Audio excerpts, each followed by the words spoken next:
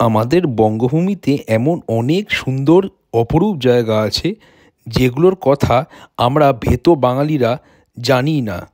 আজকের বাইক রাইডের ডেস্টিনেশন হচ্ছে আন্দুলপোতা। মধ্যমগ্রাম চৌমথা থেকে বাদু রোড ধরে আপনারা সোজা চলে আসবেন টাকি রোড, কদম্বগাছি।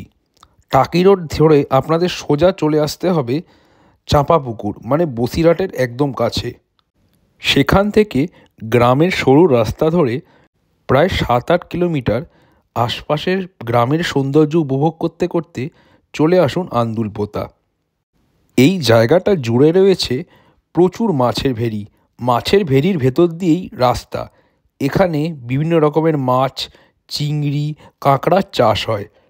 কলকাতা থেকে এখানে পৌঁছতে মোটামুটি 2.5 ঘন্টা মতো লাগে। বিকেলবেলা মানুষ এখানে সানসেট দেখতে আসে।